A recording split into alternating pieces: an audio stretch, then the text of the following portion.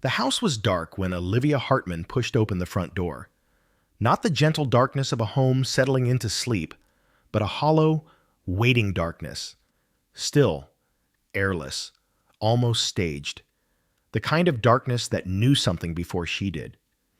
She hesitated in the doorway, keys dangling from her fingers, the faint Seattle drizzle still clinging to her hair.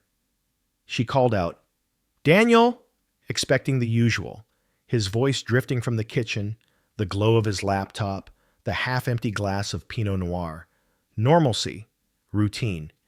But tonight, there was no sound. Then she saw it, a thin strip of orange light seeping out from the living room door, left slightly ajar. Her heartbeat tightened. Olivia stepped inside, dropped her purse onto the console table, and walked toward the glow. The hardwood floor, usually warm beneath her feet, felt cold. Daniel Reeves was sitting on the couch, his elbows on his knees, hands clasped. The lamp beside him illuminated only half his face, leaving the other half swallowed by shadow. He didn't look up when she entered. Not at first.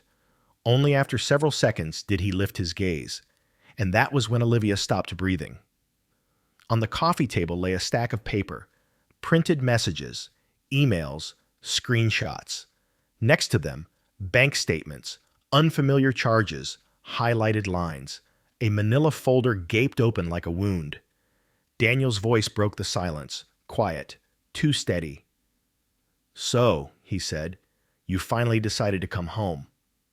Olivia froze. "What? What is all this?" He didn't answer. Instead, he leaned back, exhaling slowly, as if every breath carried a decade's worth of exhaustion. "You said meeting Ethan was no big deal." His voice tightened, controlled but barely. "Turns out we both have a very different definition of that." Her stomach dropped. The room expanded and shrank at once, walls bending around her like a lens. She opened her mouth, closed it, tried again. "Daniel, I told you we only talked. It wasn't—" "That," he cut in, pointing at the documents, "is not the only thing we need to talk about." She stepped closer, eyes scanning the table. Her own messages with Ethan, nothing romantic, nothing incriminating, but emotionally intimate in a way she suddenly realized she couldn't explain. And then she saw the other papers. Charges to an unknown hotel, transfers she didn't recognize, emails to a woman she'd never heard of. Olivia's breath fractured. "What are these?" Her voice was barely audible. Daniel looked at her with an expression she had never seen on him. Part anger, part grief, mostly defeat. "Mine," he confessed, the word hitting the room like a blunt instrument. "All of them." She stared, unable to form thoughts, let alone words. "I thought," he said softly, "if I dug up your secrets, maybe it would hurt less to face mine." Olivia felt the floor tilt beneath her. "Daniel, you had an affair?" He didn't flinch. 2 years ago. Before your mother got sick. Before Beijing. Before everything changed." Silence throbbed between them. But then he added, "That's not all." Olivia's pulse hammered in her ears, fear, confusion, betrayal colliding in a nauseating blur. Daniel nodded toward the final sheet on the table, the one placed apart from the rest, the one that looked almost ceremonial in its isolation. "You should read that," he said. "It'll explain the rest." Her hands trembled as she reached for it. A single page, a name she didn't know, a number, large, impossible, a date, a signature, and a truth so disorienting it sucked the air from her lungs. Her vision blurred. She took a step back, then another. The world narrowed to a single, spinning point. And in that moment, standing in her own living room, facing a husband she suddenly didn't know, with rain still dripping from her coat sleeve, Olivia understood one thing with terrifying clarity. Meeting Ethan wasn't the shock of her life. This was. 3 days before the night everything collapsed, Olivia Hartman sat in a crowded hotel ballroom in downtown Seattle, surrounded by the low hum of designers, product managers, and tech executives. The annual Pacific Northwest UX Summit was the kind of event she attended for two reasons: professional obligation and the hope that inspiration might strike somewhere between the keynote and the buffet table. She wasn't prepared for the third reason: Ethan Walsh. The moment she saw him across the room, leaning casually against the wall with a badge clipped crookedly to his sweater, the air shifted. She felt it physically, like a door opening inside her chest. At first, she wasn't even sure it was him. College was a lifetime ago, yet there was something unmistakable about the way he carried himself. Still slightly restless, still not fully present, as if part of him always lived one step outside the moment. When his eyes lifted and met hers, the recognition was instant. Liv? Her nickname, soft, familiar, a sound she hadn't heard in 12 years. She forced a smile.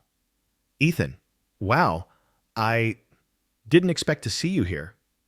Same. He walked toward her, hands in pockets, the shadow of a grin crossing his face. You look exactly the same. She laughed. That's a lie, but I'll take it. They talked lightly at first. Work, cities, mutual friends they no longer kept up with. The kind of polite, surface-level conversation adults use to conceal the deeper currents underneath. But there were deeper currents. They both felt them. Ethan had moved back to Seattle 6 months earlier, contracting for a fintech startup. Single. A little older, more lined around the eyes, but still carrying that gentle charisma that had once undone her completely. And Olivia, married, stable, predictable, felt a small, traitorous flutter she refused to name. Do you ever think about those years? Ethan asked quietly as the keynote began. I mean Berkeley, us. She swallowed. Sometimes. He nodded as if that was enough, as if he understood the things she didn't say. They slipped into the back row, side by side. Olivia felt oddly comforted by his presence. Dangerously so. She told herself it was nostalgia, nothing more. When the session ended, Ethan turned to her. Coffee? There's a place downstairs. Just catching up. She hesitated for exactly half a second. Sure. The cafe was loud, full of people networking with exaggerated friendliness, but their corner felt strangely private. Ethan asked questions Daniel rarely asked anymore. Questions about her work, her creative frustrations, the parts of her life she didn't often articulate. You always wanted to design things that mattered, he said. Do you still feel that? She exhaled softly. I don't know. Some days, everything feels like a sprint I can't finish. He studied her. You sound tired, Liv. She didn't answer. And then suddenly, he smiled. The smile she remembered from late-night libraries and cheap wine, and the way he used to pull her close like she was the only thing that steadied him. For a moment, it all came rushing back. She caught herself, straightened, cleared her throat. I should head home, she said. Ethan nodded, but his eyes held something warmer, deeper. I'm really glad I saw you today. Me too, she admitted quietly. She tried not to think about how true it felt. On the drive home, Seattle was wrapped in the soft, gold-gray haze of late autumn. Traffic crawled along Mercer Street. Olivia tapped the steering wheel, replaying every moment with Ethan in her mind, trying to categorize it, contain it. It's nothing, she told herself. Just an old friend. Just memories. But the truth was harder to swallow. Being with Ethan had made her feel live. Not giddy, not reckless, just present in a way she hadn't felt in years. She arrived home to find Daniel cooking pasta, sleeves rolled up, kitchen smelling of garlic. It should have felt comforting, familiar. Instead, something inside her pulled taut. "How was the conference, Don?" he asked, not looking up from the pot. "It was fine," she said. "Saw some old faces." "Anyone I'd know?" There was no accusation in his tone, no suspicion, just simple conversation. But Olivia felt her heartbeat spike. "No," she lied. "No one important." Daniel nodded and kept stirring. The clinking of the wooden spoon against the pot grated in her ears. They ate quietly, the way couples do when routine becomes a language of its own. Daniel talked about a difficult client meeting. Olivia nodded, contributed when expected, but her thoughts drifted. Fragments of memories, Ethan's laugh, the look in his eyes when he said her name. After dinner, Daniel poured himself a glass of wine and sat on the couch, scrolling through his phone. Olivia joined him, mechanically flipping through Netflix without watching. "You okay?" Daniel asked eventually. "Yeah, just tired." "Work again? Always?" Daniel chuckled softly. "You don't have to burn yourself out to prove anything, you know." She didn't respond. The comment wasn't wrong, but it wasn't right either. It was the kind of thing Daniel said when he sensed something was off, but didn't want to dig deeper. Olivia suddenly felt suffocated by the neatness of their life, by the tidy boxes of their routines, their careful, polite affection. She excused herself early, saying she needed to prep for a morning meeting. In truth, she went to the bedroom, closed the door, and sat on the floor beside the bed, letting silence settle over her. She didn't know why she felt like crying. She didn't know why she felt guilty. She didn't know why she kept hearing Ethan say her name. Later that night, she pulled out her phone, intending to set an alarm. A new message appeared. "Ethan, today felt familiar. Strange, right? Hope you got home safe." She stared at it for a long minute. Then she typed back, "Olivia, yeah, it was good seeing you too. Really good." She hesitated, deleted the second sentence, rewrote it, deleted it again. Finally, she settled on the safest version. "Olivia, yeah, you too. Take care." She hit send and placed the phone face down on the nightstand, as if hiding the message might erase the feeling. But it didn't. It only grew. Quiet, persistent, impossible. 3 days later, she would walk into her living room and find her life unrecognizable. But tonight, she simply crawled into bed beside her husband, staring at the ceiling, wondering when her heart had started drifting, and why she hadn't noticed until now. The morning after the conference, Olivia woke before her alarm. Pale blue light seeped through the bedroom curtains, washing the room in a quiet, muted glow.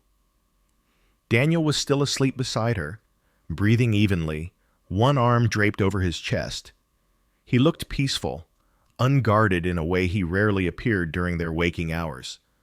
Guilt pressed down on her sternum like a slow-growing bruise. It wasn't that she had done anything wrong, she told herself.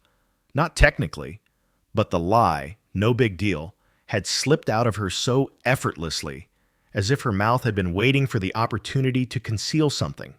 A small lie, but with a strangely heavy weight. In the kitchen, she made coffee, scrolling absently through emails, product deadlines, Slack messages, a morning stand-up that she was already mentally rehearsing, the rituals of adulthood, the armor she wore every day. Her phone buzzed. A message from Ethan. Her fingertips tingled before she even opened it. "Ethan, heading into day 2 of the summit. Thought I might see you again. No pressure." She stared at the screen, heart unsteady. She typed, "Olivia, I'm slammed with work today. Probably won't make it." She didn't add sorry. She didn't add maybe tomorrow. She deleted the message entirely. Instead, she put her phone face down and folded her arms over the counter, staring at her reflection in the glossy subway tile backsplash. Her own eyes looked unfamiliar, wide, alert, conflicted. She needed to focus. She had a full workload, a life, a marriage, and yet she kept thinking about the ease of Ethan's presence, the way he'd listened, the way he'd looked at her like she hadn't disappeared into the blur of adulthood, like she was still someone worth pausing for. Stop, she told herself. You're being dramatic. But the thought lingered, stubborn as a stain. Daniel emerged a few minutes later, hair rumpled, tie half knotted in one hand. "Morning," he said, kissing her cheek. "Morning." He reached for a mug, but paused when he saw her expression. "Everything okay?" "Yeah. Why?" "You just look—" He hesitated, far away. "I'm fine," she answered quickly, too quickly. Daniel didn't push. He rarely did. Instead, he poured coffee and checked the news on his phone. "You working late tonight?" she asked. "Probably. Prep for the court hearing." He squeezed her shoulder lightly. "We'll do takeout if you're home early." It should have comforted her, their domestic shorthand, the easy rhythm, but something in his tone felt distant, like an echo of their marriage rather than its center. She forced a smile. "Sounds good." They parted ways with a kiss that felt automatic, functional, a kiss that didn't linger. At work, Olivia tried to drown herself in wireframes, interviews, Figma prototypes, but concentration eluded her. She found herself drifting, staring at her timeline, the clock, her phone. At lunch, she joined her coworkers at a nearby salad bar, but she hardly spoke. The conversation washed over her, deliverables, user pain points, someone's dog with separation anxiety. Her mind kept circling the same questions. Why did seeing Ethan feel like remembering a language she once knew? Why did she lie to Daniel so easily? Was something broken in her? Or had something been broken for a long time? When her phone vibrated again, she jolted. Not Ethan this time. Daniel. "Daniel, can you send me the login for the utilities? I need to check something." "Olivia, sure. One sec." She typed out the information and hit send. It was ordinary, harmless. And yet as she looked at their brief exchange, something sharp flickered in her chest, an ache she didn't recognize, something like longing for a connection that should have been simple.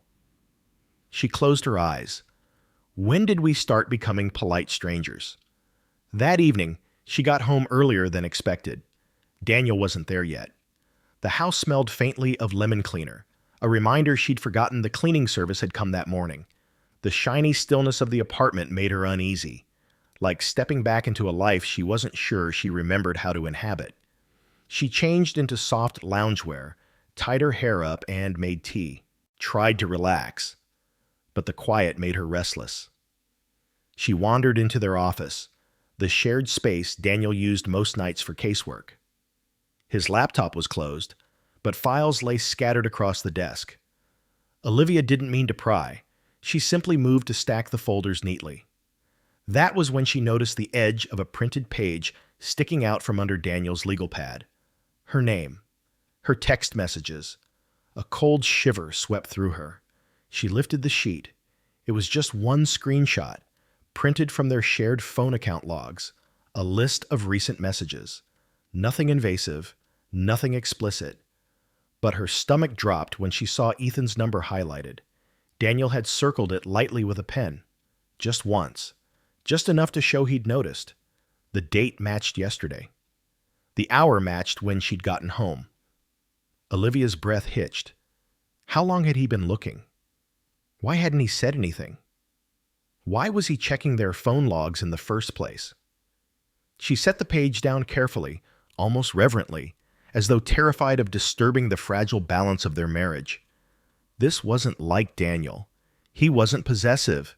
He wasn't controlling. He barely questioned her decisions. If anything, his flaw was being too distant, too trusting, too resigned. So why this? Why now? The front door clicked open. Daniel's voice echoed down the hall. "Liv, you home?" Olivia smoothed her hair, straightened her shirt, and stepped out of the office just as he entered the living room. He looked tired, tie askew, eyes shadowed from long hours under fluorescent lights. But when he saw her, something in his expression flickered, something she couldn't decipher. "Hey," he said softly. "Hey." She forced a smile. "You okay?" "Long day." He kissed her. She let him. For a moment she wondered if he could feel her tension, if her pulse betrayed her, but he said nothing, just held her a beat too long, as if searching for something he couldn't quite name. They ordered Thai food, ate in silence, watched a documentary they didn't finish, both pretending everything was normal. But under the quiet, something had shifted, subtle, dangerous, unspoken. A hairline fracture in the foundation. Small, but enough. Later, when they lay in bed, Daniel's back to her, Olivia stared at the outline of his shoulders beneath the sheets and felt like she was watching a stranger sleep. She closed her eyes and willed herself to imagine a different version of her life, one without lies, without uncertainty, without the quiet erosion of things once precious. She couldn't, and that terrified her. 3 days from now, the fracture would split wide open, but tonight, it was just a whisper in the dark, unseen, unacknowledged, and already unstoppable. The next day began like any other, a gray Seattle morning, the city wrapped in drizzle and cloud. But Olivia felt different, as if some thin membrane between her and the world had torn during the night. Every sound seemed sharper, every silence heavier. At work, she struggled through meetings, forcing herself to appear present, coherent. Her coworkers didn't seem to notice the tremor in her voice, the distant look in her eyes. Everyone was too busy, too stressed, too consumed by sprint deadlines to pay attention to the subtle unraveling of another person. Only once did someone pause. Mara, her closest friend at the company, a front-end engineer with a messy bun and a soft heart. "You good?" Mara asked, leaning against Olivia's desk. Olivia nodded automatically. "Just tired." Mara studied her for a second longer than comfortable. "You look, I don't know, sad." The word hit her like a quiet blow.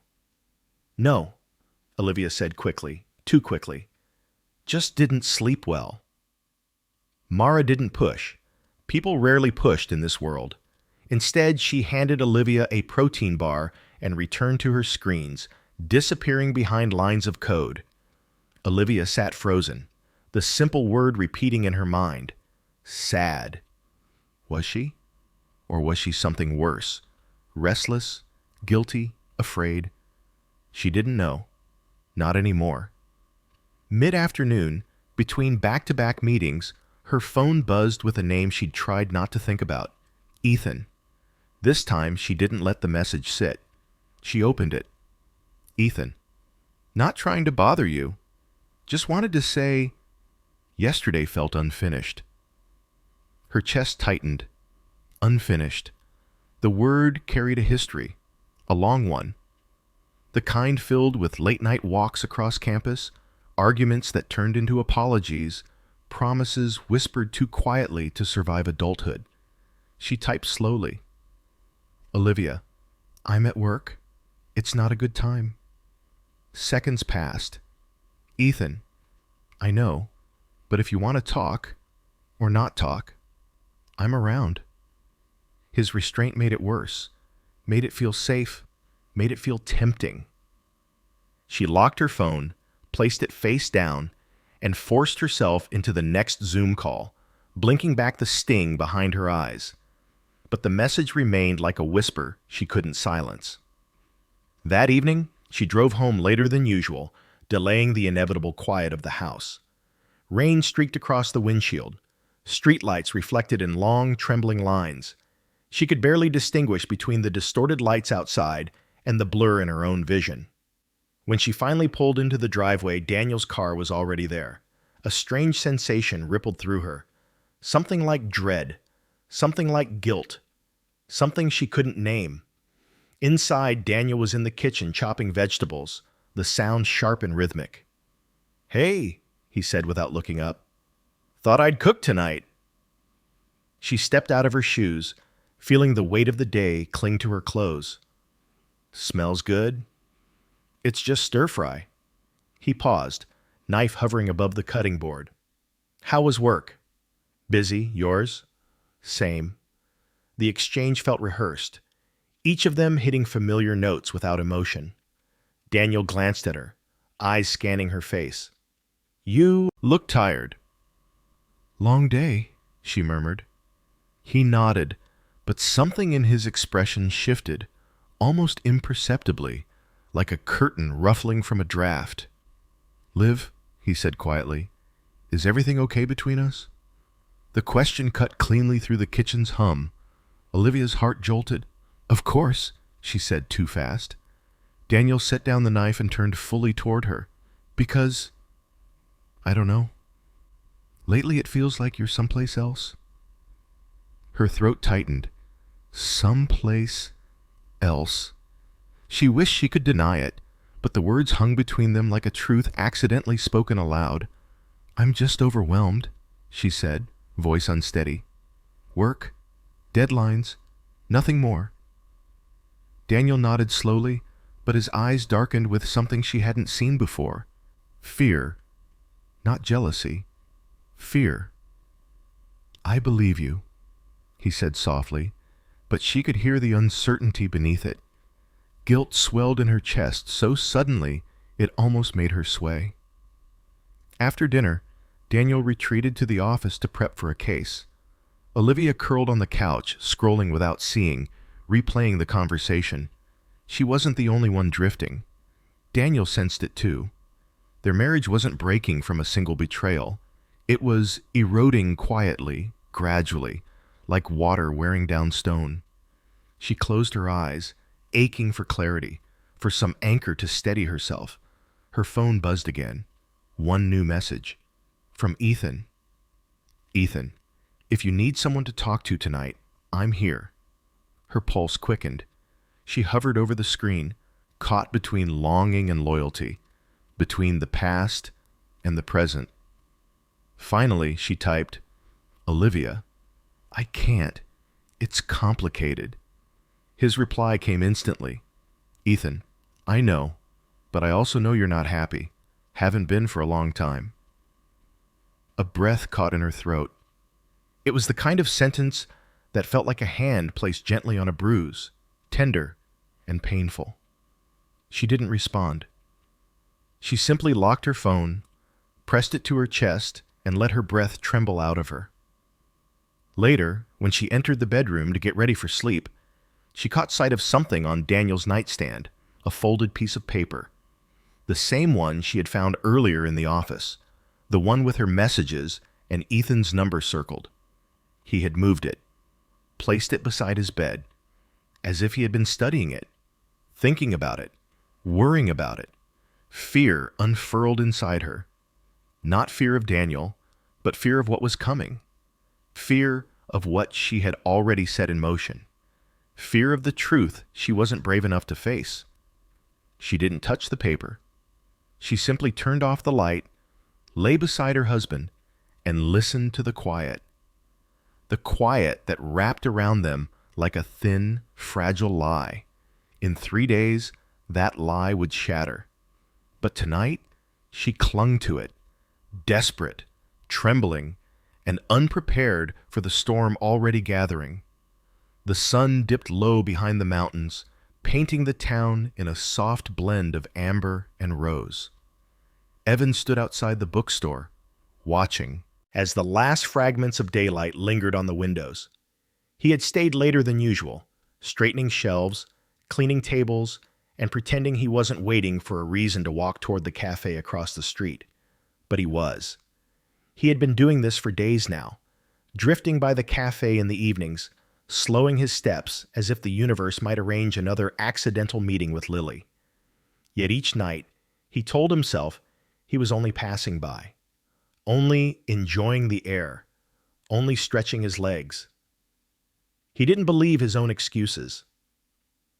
Tonight, the cafe lights were warm, golden, inviting, and through the window, Lily stood behind the counter, tying her hair up into a loose knot, laughing at something her coworker said.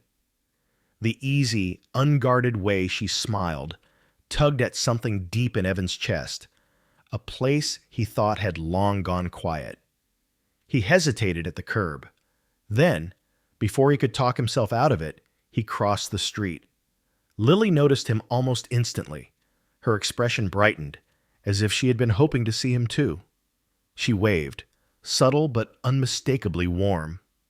"Evan," she said when he stepped inside, her voice a soft surprise. "I didn't think you'd come by again today." "I wasn't sure either," he admitted, "but this place has good coffee." She raised an eyebrow. "Just the coffee?" He swallowed, caught. "Maybe not just the coffee." A light laugh escaped her, gentle as wind chimes. "Good to know." There weren't many customers left, only 2 students studying quietly in the corner and an older man writing in a journal. The room felt spacious, still, almost intimate in its calm. "Can I get you your usual?" Lily asked. He nodded. "Yeah, the usual." As she prepared the drink, Evan watched the way she moved, focused, graceful, but with little bursts of brightness when she smiled. She wasn't polished or trying to be perfect. She was real, and he found himself drawn to that honesty more than he expected. She handed him the cup. Her fingers brushed his just briefly, but the warmth lingered long after.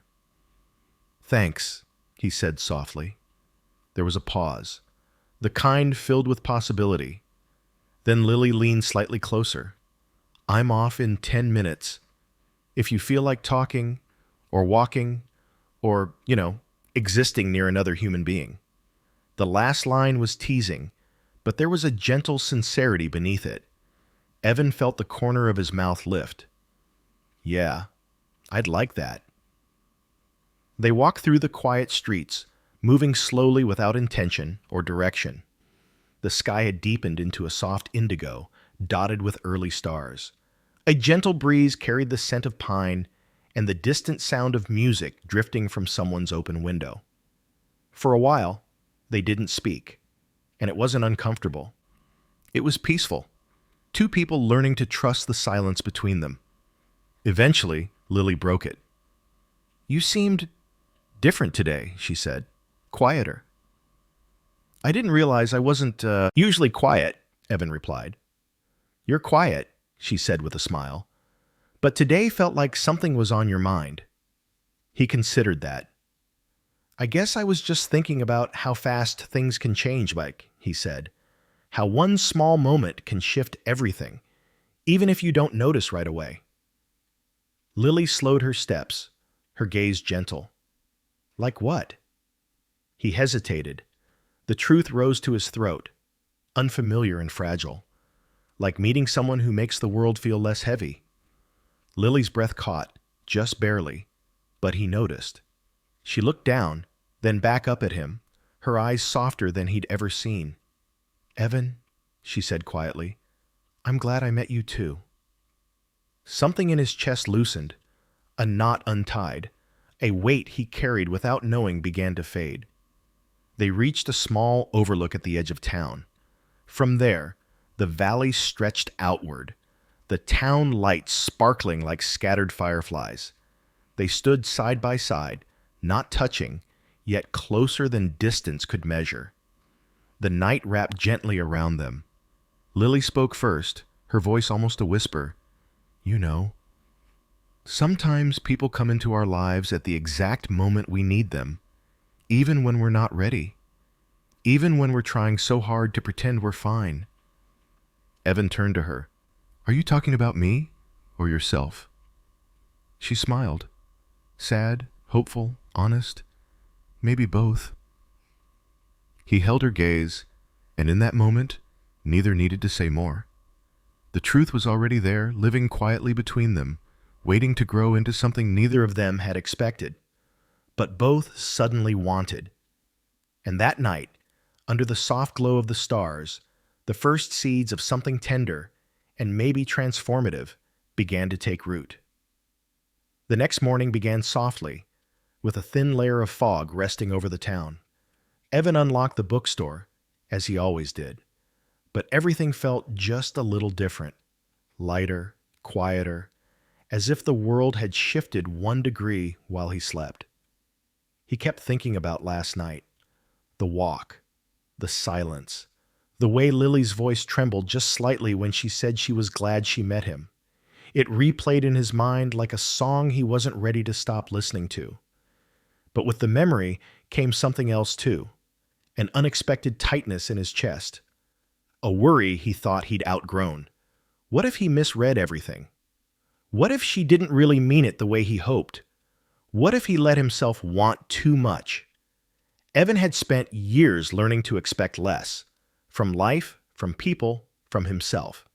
Hope to him felt beautiful, but dangerous. So that morning, instead of walking over to the cafe like part of him wanted, he stayed inside, reorganizing shelves that didn't need organizing and wiping tables that were already clean. He told himself it was better this way. He told himself distance kept things simple. He told himself a lot of things he didn't quite believe. A few blocks away, Lily stood behind the counter at the cafe, staring at the door more often than she should have. She checked the time, 9:12. Evan usually passed by at 9:10, sometimes walking in for tea, sometimes just waving. Today, nothing. By 9:30, she had convinced herself she was being silly. People get busy. People have lives. People don't revolve around spontaneous nighttime walks or soft, unexpected confessions under the stars. Yet, she couldn't shake the feeling that something was off. When a coworker teased her, "Waiting for someone?" Lily laughed a small, embarrassed laugh and said no. But inside, she knew she was lying. The day moved slowly for both of them. At noon, Evan finally glanced across the street. The cafe door opened, and Lily stepped outside to take out a small bag of trash. She looked around casually, but her gaze lingered longer than it should have on the bookstore. Evan froze behind the window. He could walk over. He could wave. He could act normal. But something rooted him in place. Fear, maybe, or maybe the unfamiliar weight of wanting something real. He stayed where he was, and from across the street, Lily saw only a brief silhouette before he stepped away from the glass. A flicker of doubt tightened in her throat. It wasn't until late afternoon that fate finally pushed them together again. Lily entered the bookstore quietly, her hair still faintly smelling of roasted coffee beans. Evan looked up from arranging a stack of old novels he'd already arranged 3 times today. For a moment, both of them froze. Then Lily smiled, gentle, a little cautious. "Hey," she said softly, "you disappeared on me today." Evan swallowed. His heart beat faster than he liked. "I got busy." Lily nodded slowly. "Right." But something in her eyes dimmed, just slightly. Not anger, just uncertainty, and noticing it hurt him more than he expected. She walked over to a display table, touching the corner of a book absent-mindedly. "Am I imagining it?" she asked quietly. "Or are you pulling away?" Evan felt the question settle into the space between them, heavier than the silence that followed. "I'm not pulling away," he said. The words were automatic, instinctive. But then he added, in a quieter voice, "I just don't want to mess things up." Lily looked up. "That's the thing," she whispered. "Sometimes being scared of messing up is what actually ruins everything." He felt the truth of it like a soft bruise pressed too gently. She took a step closer. Not enough to touch, but close enough for him to feel her warmth. "Last night felt real to me," she said. "If it didn't for you, I can handle that. But if it did, then don't run from it." Evan opened his mouth. But no excuses came. No walls, no practiced distance, just honesty. It did feel real, he admitted. Maybe too real. A ghost of a smile lifted her lips.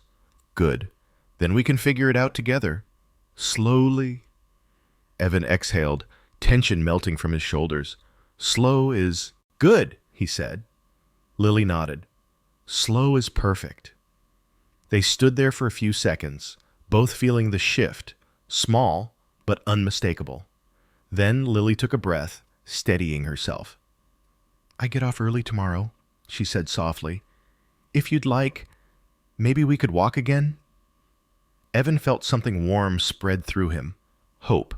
Unsteady, but alive. I'd like that, he said. And for the first time that day, both of them felt the fog finally begin to lift. The distance between their hearts was still there, fragile, cautious, but no longer growing. Instead, it was quietly, gently beginning to close. The next day unfolded with the soft unpredictability of early autumn. The air felt crisper, the breeze gentler, and the sunlight filtered through the maple trees in a way that made the quiet town look slightly unreal, as if someone had turned down the saturation just a little.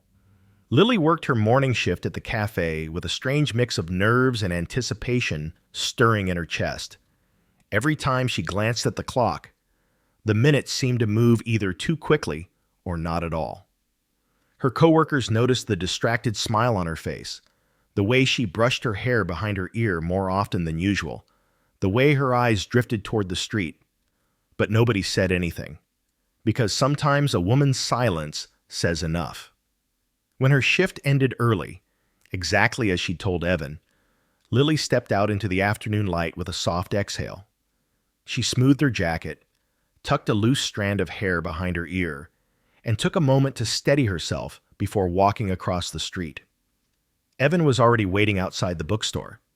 He hadn't meant to seem eager, but there he was, hands in his pockets, posture relaxed yet expectant, as if he'd been standing there for longer than he should admit. When he saw her, his eyes warmed in a way he didn't fully understand yet, but Lily felt it instantly. Hey, she said, her voice softer than the breeze. Hey, he echoed.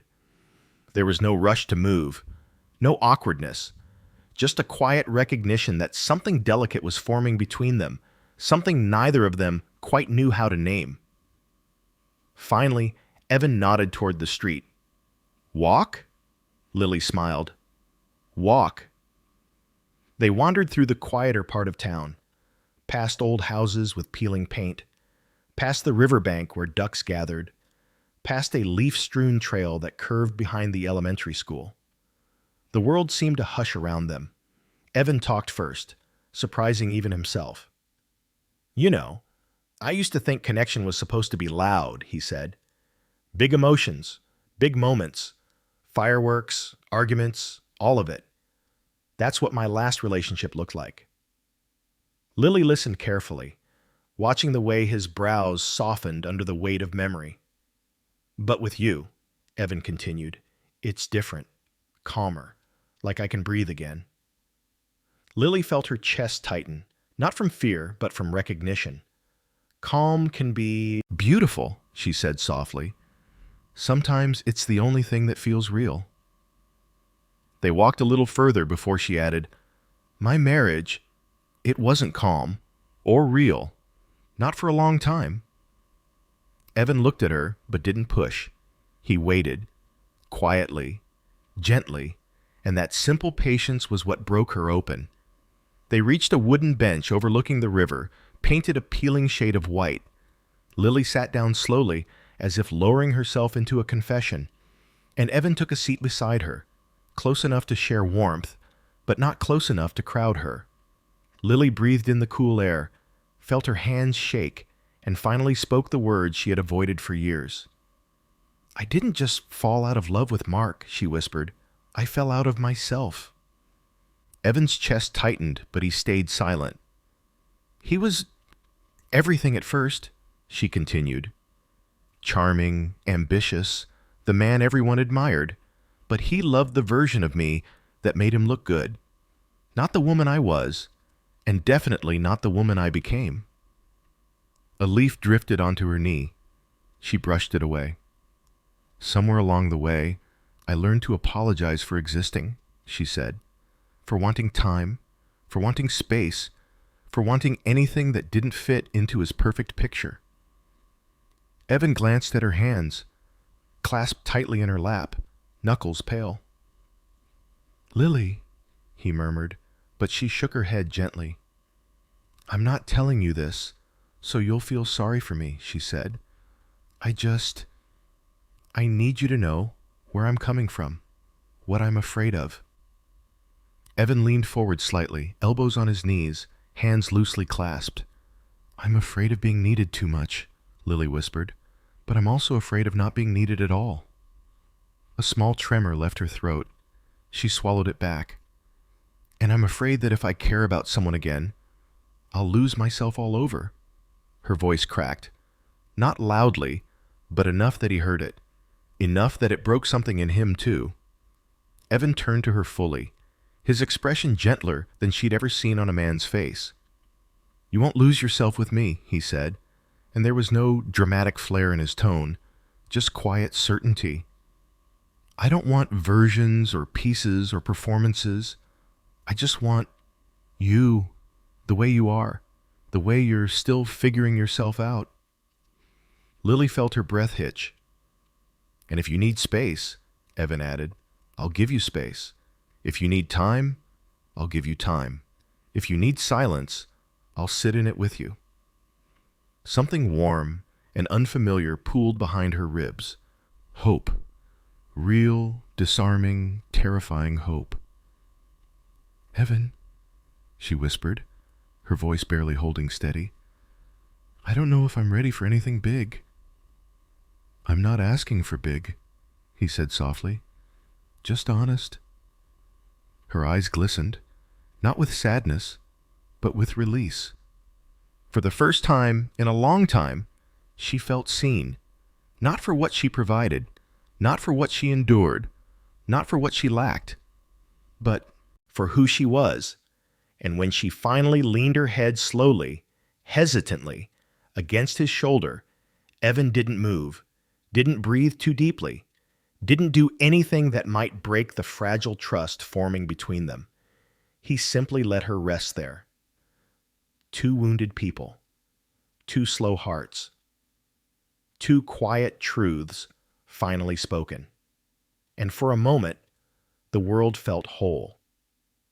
The next few days drifted by with a softness Lily hadn't felt in years. It wasn't dramatic, not loud, not the chaotic whirlwind that her life with Mark had become toward the end. Instead, everything felt steady, like each hour unfolded at a pace her heart could finally keep up with. She went to work. Evan opened the bookstore. They crossed paths almost every day, sometimes with intention, sometimes by chance, sometimes by nothing more than a shared longing neither had dared name yet. But for all the comforting routine, something unspoken lingered between them. Not tension, not fear, more like a question waiting patiently for an answer. On Thursday evening, the sky turned a bruised lavender as storm clouds drifted in from the coast. Lily closed the cafe alone. Her coworkers had left early, and stepped out into the wind that carried the scent of rain. Across the street, a warm rectangle of golden light spilled from the bookstore window. Evan was inside, turning off the lamps one by one. Lily hesitated only a second before crossing. When she pushed the door open, the small bell overhead chimed with a quiet familiarity that made her chest tighten in an almost tender ache. Evan looked up immediately. "Hey," he said, his voice soft, surprised but not startled. "You're out late." "Storm's coming," she replied, brushing a strand of hair from her face. "Thought I'd walk home before it hits." He nodded slowly. "You want company?"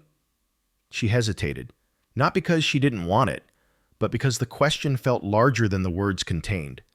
But she answered honestly. "Yes," she whispered, "I do." They stepped outside just as the wind picked up, swirling leaves across the pavement. The town was quiet, its usual sounds swallowed by the heavy sky above.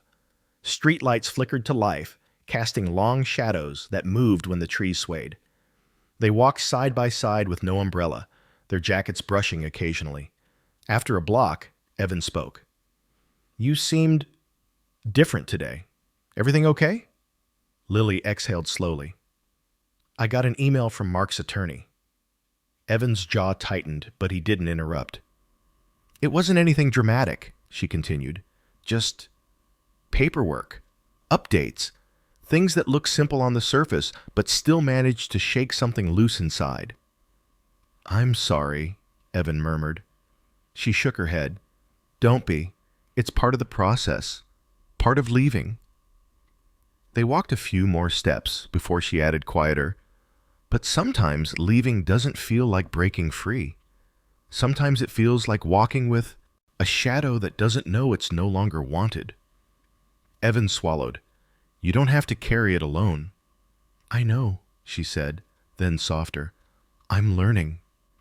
The first raindrop fell when they reached her street, a fat, cold drop against her cheek. Then another, and another. Lily laughed. Not loudly, more like an exhale wrapped in surprise. Evan smiled at the sound, watching it flutter out of her like something fragile finally remembering how to move. By the time they reached her porch, rain was falling steadily, turning the world into a blur of water and dim light. Lily stepped under the awning, smoothing her damp hair as Evan stood on the edge of the steps, water collecting at his feet. For a moment, neither spoke. The rain filled the silence, drumming softly against the roof, the railing, the ground. Finally, Lily rested her hand lightly on the porch post, steadying herself for something she didn't fully understand yet. "Do you want to come in?" she asked. The question hung between them. Not casual, not bold, but honest. Evan looked up at her slowly, his expression unreadable for one long, suspended breath. Then he shook his head gently. "I want to," he said, "more than I should right now." Lily's fingers curled into the peeling paint of the post. "Oh." He stepped one step closer.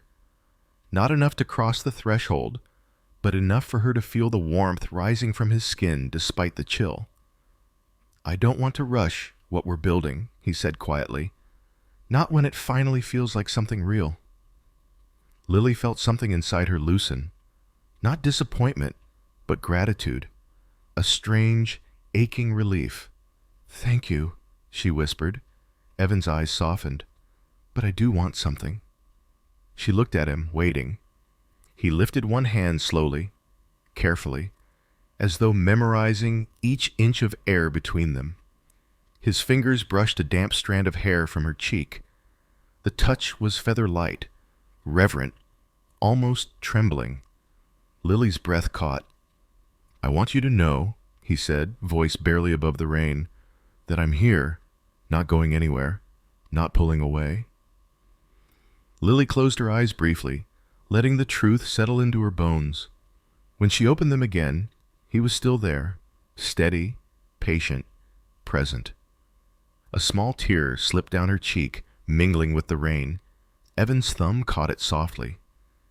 "Good night, Lily," he whispered. "Good night, Evan." He stepped backward into the rain, not breaking eye contact until the storm swallowed him in silver sheets of water. Lily watched him go, her hand resting on her chest, where her heart beat with a rhythm she hadn't felt in years. Not fear, not loneliness, not longing for something already broken, but the quiet, electric beginning of something that felt like hope. And behind her front door, for the first time since leaving Mark, she didn't feel afraid to walk inside alone. Because a door left open wasn't always an invitation to chaos. Sometimes it was a promise. When you're ready, you won't have to walk alone.